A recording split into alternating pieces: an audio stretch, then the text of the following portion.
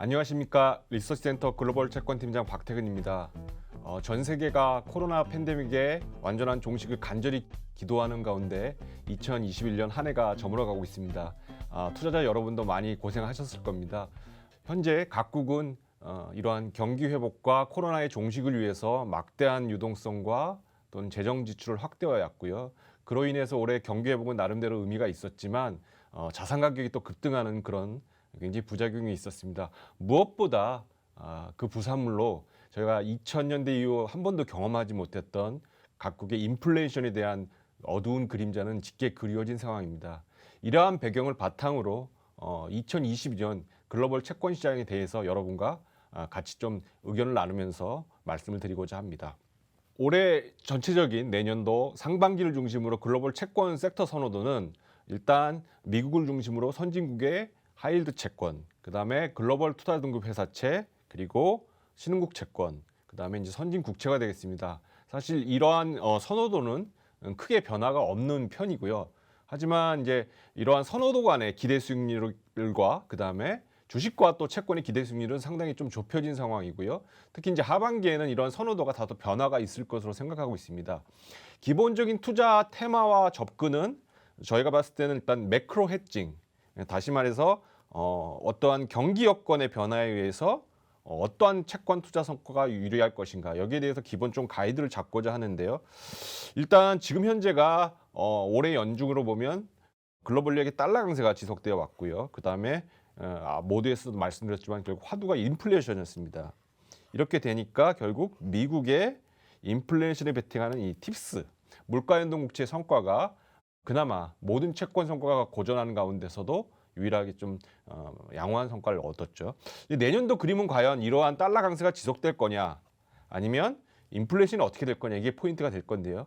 예를 들어서 이제 달러 강세가 약세로 돌면서 전체적으로 물가가 좀 진정되는 효과가 나타난다면 올해 가장 성과가 부진했던 신흥국의 이제 채권들이라든가 또 여타 선진국의 채권들이 좀 성과를 보일 것으로 보입니다. 반면에 달러가 계속 강세를 보이는 가운데 물가가 또 하락한다면 역시 경기 측면에서는 좀 약간 채권이 우호적인, 그렇기 때문에 미 국채를 선호할 수 있는 그런 그림이 되겠습니다. 그래서 이러한 달러나 어떤 인플레이션의 그림을 크게 매크로의 기준으로 삼아서 여러분이 투자할 수 있는 좀 시기라든가 상품을 선택해야 되지 않을까, 일단 그렇게 보고 있습니다. 모두에서 말씀드렸지만 결국은 이제 인플레이션, 고물가가 화두이기 때문에 이 고물가가 어떻게 완화되느냐가 핵심 이슈가 되겠습니다. 이제 왼쪽에 있는 차트는 미국의 2022년 올해 성장률과 내년의 물가의 컨센서스 추이인데요. 이거 보시다시피 성장률과 물가가 똑같이 반비례 관계로 지금 움직이고 있습니다. 다시 말해서 물가가 올라가면 사람들이 소비를 안 하고 실질 소비가 꺾이고 또 경기가 둔화될 것이다. 그리고 궁극적으로 이제 통화 긴축이라는 기준금리 인상이나 유동성 회수를 통해서 경기가 점점 둔화되는 그런 기대가 있다는 것이죠. 결국 물가가 의미 있게 전망이 꺾여야 경기 회복세도 현재 수준에서 다시 좀 확대될 수 있는 그런 그림이 있지 않을까 보고 있습니다. 그래서 당사 매크로팀과 저희 글로벌 채권팀에서 보는 시각은 일단 미국의 코어 CPI 기준으로 보면 내년도 1분기가 피크지 않겠느냐. 다 아시다시피 그동안 물가 상승에 기여하는 요인이 각국의 생산 요소의 병목, 흔히 말해서 이제 공급 병목이라 하죠. 공급 병목의 요인이 있었고, 또 올해 유가라든가 원재재 가격이 급등한 부분이 있었고, 세 번째는 임금 인상, 네 번째는 이제 부동산이라든가 자동차 같은 렌트 가격의 인상이 있었습니다. 이 중에 상당 부분이 1분기에 빠르게 회수되기는 어려울 걸로 보고 있고, 오히려 일부는 1분기에 좀 더 물가 상승 쪽으로 기여할 것으로 보고 있습니다.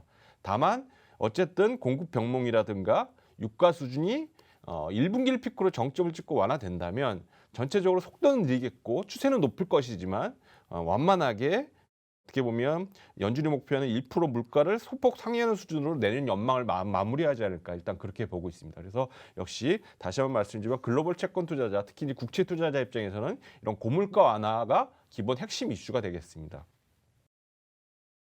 이제 두 번째는 이제 통화 정책 측면을 봐야 될 것 같은데요. 통화 정책도 역시 미국의 통화 정책이 가장 중요하겠죠. 미국의 통화 정책에서는 역시 최근에 이제 연준이 빠르게 양적 완화를 축소하고 또 기준금리 인상으로 가는 행보를 보이고 있는데요. 그러한 측면에서 과연 얼마나 기준금리를 올릴 거냐, 그리고 채권시장 입장에서는 얼마나 빨리 올릴 거냐, 어느 수준으로 올릴 거냐, 이제 이게 중요할 건데요. 어느 수준으로 올라갈 때 이제 기준으로 삼는 것이 롱런 레이트, 흔히 말해서 연준이 제시하는 장기 기준금리가 되겠습니다. 그래서 현재 장기 기준금리가 2.5%로 되어 있는데요.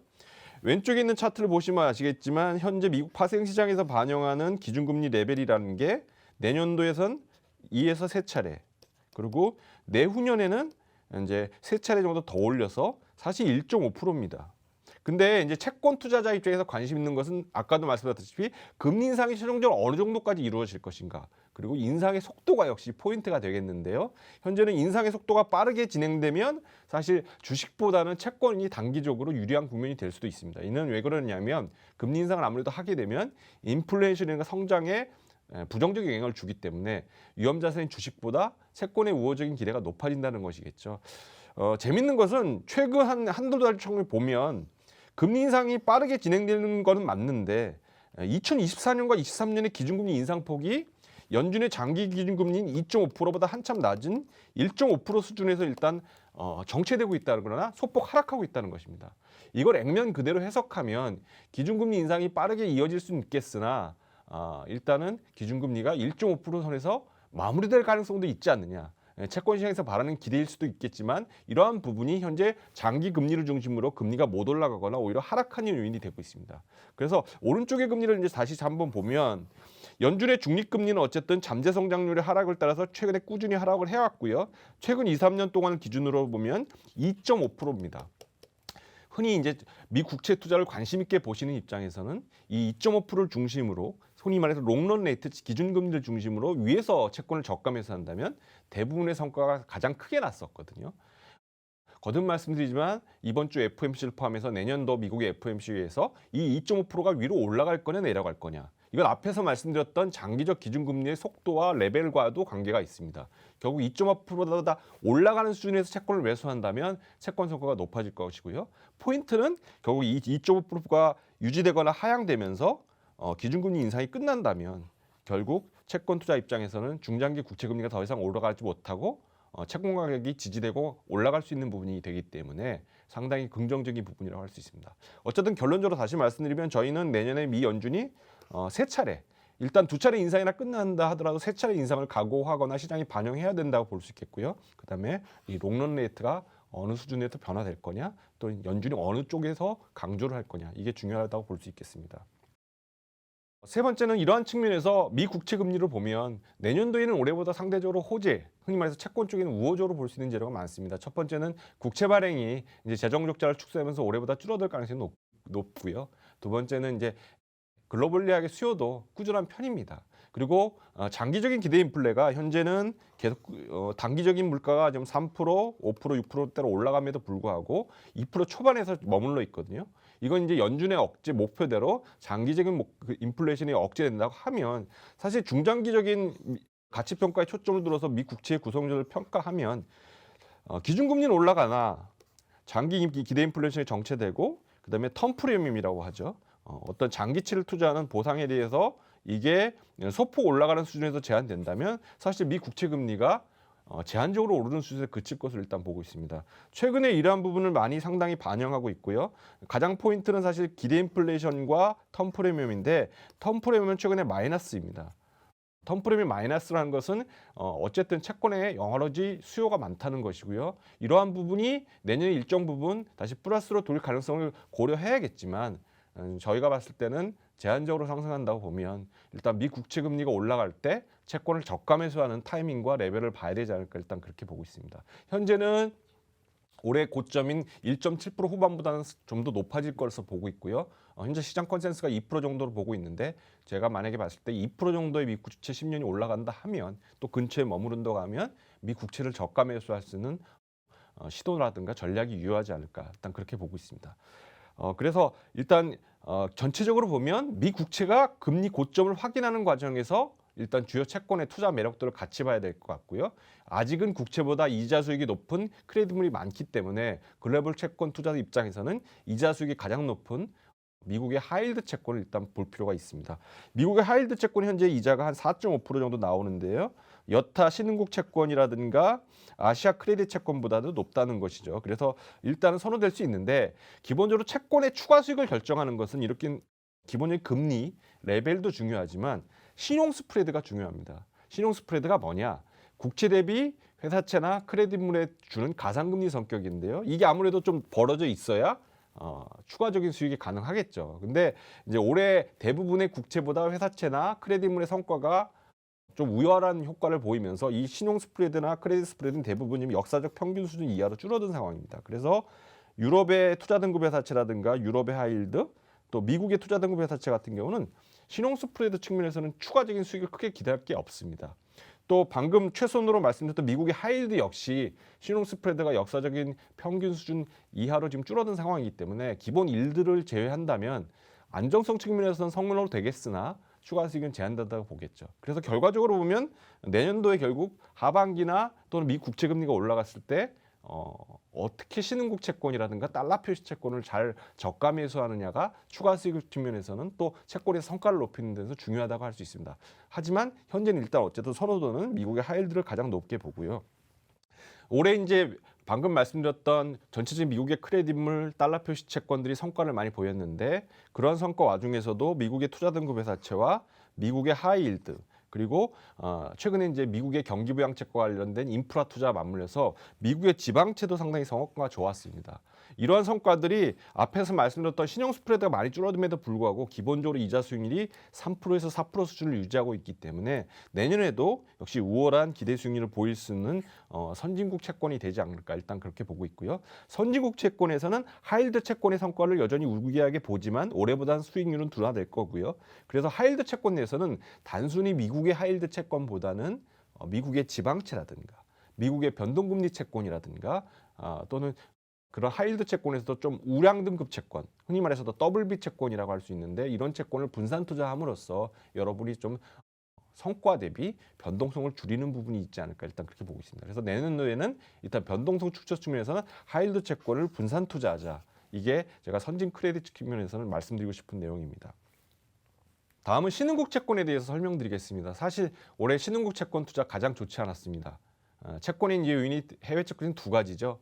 금리가 올라가면 성과가 안 좋고 또 통화가 약세여서 환차손이 나면 안 좋은데 아시다시피 달러는 강세를 보이면서 신흥국 통화는 약세를 보였고요. 또 신흥국의 펀더멘털도 좋지 않은 가운데 신흥국이 인플레이션에 대해서 빠르게 기준금리를 올렸기 때문에 사실은 경기에도 안 좋았고 통화 가치도 안 좋은 이중고, 삼중고를 겪었습니다. 당연히 신흥국 통화 가치에 대비한 신흥국 채권의 성과는 안 좋았고요. 특히 이제 같이 선진국과 재정 부양책을 썼음에도 불구하고 신흥국의 이제 코로나의 대응 여력이라든가 재정 부양의 효과가 없었기 때문에 사실 신흥국의 펀더멘털 개선도 쉽지 않았습니다. 흔히 말해서 경기는 안 좋아지고 인플레이션 때문에 물가가 올라가는 스태그플레이션에 대한 우려가 컸는데요. 내년에도 이 우려는 일정 기간 이어질 가능성이 있기 때문에 신흥국 채권은 기본적으로 보수적으로 보고 있습니다. 다만 신흥국 채권에서 역시 봐야 될 것은 신흥국 통화 가치 안정과 더불어서 신흥국 경기 회복의 핵심인 원자재의 사이클인데요. 과거에도 원자재 사이클이 올라갈 때 신흥국 경기가 어쨌든 원자재 사이클에 의해서 글로벌 경기 회복 기대에서 수출로 경기 회복이 이어지기 때문에 원자재 가격 회복 사이클이 중요하다는 것이죠. 최근에 한 1, 2년, 2020년 이후에 코로나가 이제 본격적으로 창궐하는 이후에 한 2년 정도 보시면 원자재 가격이 올라갈 때 신흥국 채권의 전반적인 지수는 올라가는 모습을 보였습니다. 그래서 결국 원자재 가격이 중요하다고 볼 수 있겠죠. 반면에 2014년 제가 이렇게 동그란 네모를 이제 점선으로 표시했는데요. 2014년 테일퍼링 때를 보면 사람들이 벌써 내년도에 신흥국 채권에 대해서 걱정을 합니다. 그때도 달러가 강세를 보이면서 미국이 기준금리를 올리니까 원자재 가격은 떨어졌고 신흥통화가 약세를 보였고 반면에 원화는 강세를 보이면서 금리, 환차익 측면에서 전부 다 이중고로 나타나면서 신흥국 채권이 오히려 성과가 굉장히 안 좋아지는 모습을 보였죠. 이게 이제 학습 효과가 있기 때문에 내년도에도 기본적으로 이런 보수적인 느낌을 우리가 가져갈 수가밖에 없습니다. 다만 거듭 말씀드린 원자재 가격이 그래도 당시 2014년보다는 수급 여건이 타이트하고 특히 특정 원자재, 예를 들어서 어떤 친환경 에너지의 수혜를 인해서 상대적으로 화석 연료 쪽에서 이제 쇼티지가 나타나고 있기 때문에 화석 부분에서 일정 부분 수요가 강한 그런 쪽에서 우호적인 수급 사이클을 타는 신흥국가의 채권이라든가 섹터 같은 경우는 좀 선별적으로 선호되지 않냐 보고 있겠고요. 또 한 가지가 이제 밸류체인이 미국 중심으로 반도체라든가 여러 가지 제조업 강국에서는 이런 밸류체인의 변화가 있을 수가 있겠고 그렇기 때문에 미국의 이제 밸류체인의 그 개편에 의해서 수혜를 받는 나라들, 이제 제조업 수출국가 대표적이겠는데요. 이런 국가들의 신흥국 채권들도 기본적으로 성과를 보일 수 있겠다 이렇게 보고 있습니다. 어쨌든 그럼에도 불구하고 제가 말씀드렸다시피 신흥국 통화가 안정될 수 있는 기본 전제가 있어야 되는데 그게 좀 불리하다면 제 생각에는 신흥국 통화보다는 신흥국 채권 중에서도 달러 표시가 된 채권이 낫지 않을까 보고 있는 것이죠.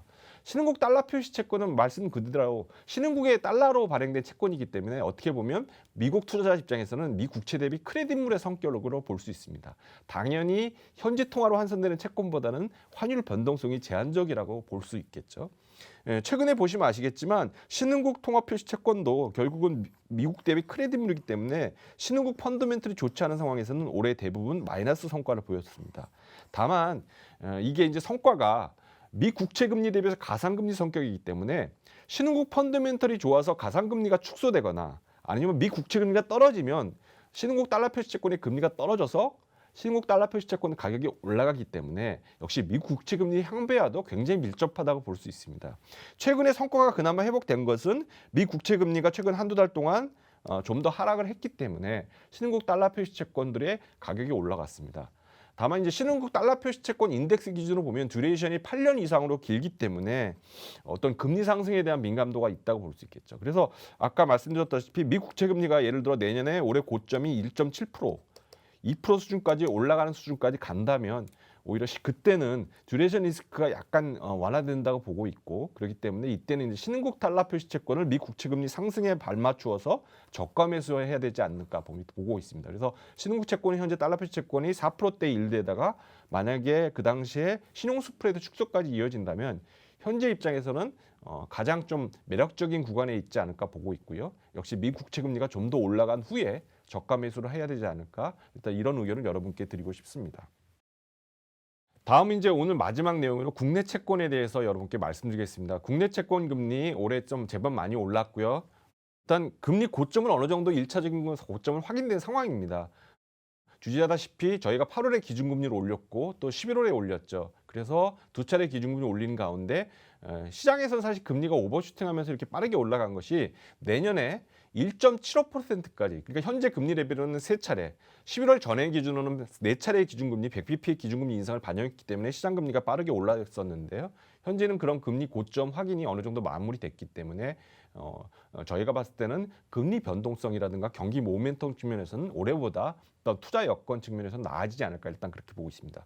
당연히 국내 금리도 결국 글로벌 금리 사이클, 글로벌 경기 사이클에 밀접한데 우리나라가 이제 글로벌 제조업이나 수출 사이클에 가일 밀접하게 연동되는 나라이기 때문에 글로벌 경기의 선행 지표인 제조업 PMI와 그 그림을 같이 그려보면 역사적으로 고령화에 따른 저성장 압력에 따라서 저금리가 유지되고 있으나 사이클은 역시 글로벌 제조업 PMI하고 같이 움직인다는 것이죠. 현재 글로벌 제조업 PMI는 상당히 높은 수준에서 완만하게 속도 조절을 이어가고 있는데 최근 국내 금리도 이를 따라서 완만하게 좀 속도 조절이 이루어지고 있습니다. 올해 2021년 기준으로 국고채 10년 고점이 2.5% 후반이었거든요. 저희 생각에는 현재 2.1%대까지 내려왔기 때문에 한 40bp 정도 금리가 떨어진 상황이죠. 이렇게 본다면 제 생각에는 일단 추가적인 금리 고점을 넘어서기 위해서는 앞에서 말씀드렸던 좀 물가가 안정되고 또는 경기가 빠르게 좀 더 다시 회복 기조로 가야 되는데 여기에는 좀 올해보다는 모멘텀이 좀 약화될 걸로 봐서 좀 확인 과정이 필요하지 않을까 이렇게 보고 있습니다. 그래서 최근에는 일단 금리가 빠르게 좀 하락한 면이 있지만 급등과 급락을 반복하면서 어쨌든 금리 고점에 어느 정도 1차적인 확인하고 내년도에 이제 추가적인 공방을 벌일 것으로 일단 그렇게 보고 있습니다.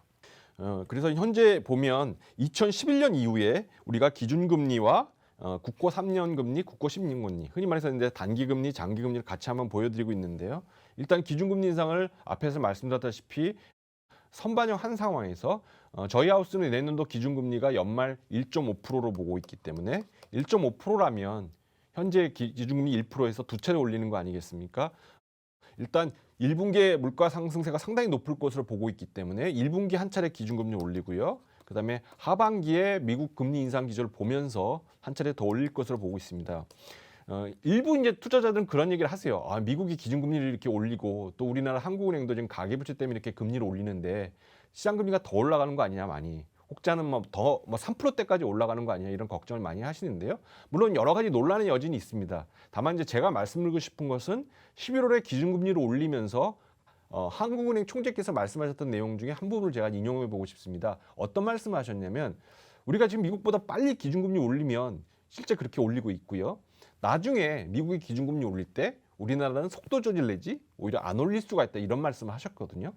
다분히 우리나라가 미국보다 통화정책에 선제적인 대응을 하고 있다는 측면이 있기 때문에 실제 이제 기준금리 인상 속도라든가 페이스가 완만해지면 장기금리가 선반영된 상황에서는 금리가 많이 못 올라갈 수 있다는 것이죠.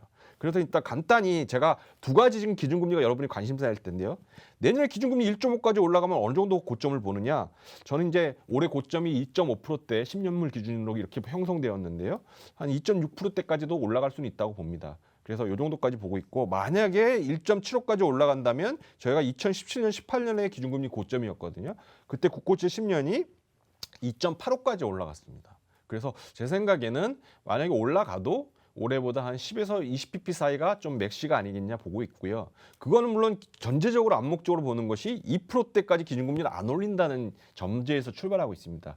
근데 일부에서는 이런 전망을 할 수 있죠. 내년 물가 2% 넘을 거 거의 확실시 되어 보이는데 어떻게 그런 전망을 하느냐 그러는데요. 어쨌든 경기와 물가를 같이 종합적으로 고려해서 기준금리를 고르고 있기 때문에 저희는 2%대 기준금리, 3%대 국채 10년 금리는 상정하지 않고 있습니다. 현재는 내년도에는 말씀드렸던 1.5% 기준금리라면 올해 고점보다 한 10에서 5bp 정도 높아진 2.6에서 2.7%에서 고점을 형성할 걸로 보고 있기 때문에 현재로서는 금리 저점과 고점이 대략적으로 올해 확인되면서 일단 레벨업이 약간 되는 수준에서 내년 하반기로 가지 않을까 일단 그렇게 보고 있습니다. 어쨌든 이러한 금리로 본다면 금리는 전체적으로 1분기에 약간 안정되거나 떨어졌다가 하반기에 다소 좀 올랐다가 다시 이제 좀 완만하게 박스권을 형성하는 모습이 나타날 걸로 보고 있고요. 이러한 구도로 본다면 상반기에는 오히려 금리가 떨어졌을 때 단기채 위주로 듀레이션을 줄이고 또는 우량 회사채 위주로 투자하는 게 맞다고 보고 있고요. 하반기에 오히려 금리가 올라갔을 때는 금리 매력도를 중심으로 어떤 우량 장기 회사채라든가 또는 국내 국채 같은 장기채 같은 경우도 선별적으로 투자할 수 있는 여건이 되지 않을까 이렇게 보고 있습니다. 그래서 결론적으로 국내 금리는 기준금리 선반영 하에서 내년도에는 다소 변동성이 안정화되고 경기 모멘텀에 따라서는 좀 더 올해보다는 좀 편안해지겠지만 전체적으로 이제 글로벌 금리에 연동되는 모습이 있기 때문에 그러한 부분도 여러분도 여전히 꼼꼼히 보셔야 되고 특히 앞에 말씀드렸던 연준의 통화 정책 이게 이제 전 세계 통화 정책에 많은 영향을 주거든요. 그래서 연준의 통화 정책 부분을 같이 보는 게 국내 채권 투자에 투자 전략을 세우는데 많이 도움이 되지 않을까 이렇게 생각을 하고 있습니다. 예, 이상으로 내년도 글로벌 채권 시장 전망에 대해서 말씀드렸습니다. 경청해 주셔서 감사하고요. 앞으로도 여러분께 좋은 내용을 가지고 보다 많은 설명을 드릴 수 있는 그런 기회를 가질 수 있도록 하겠습니다. 감사합니다.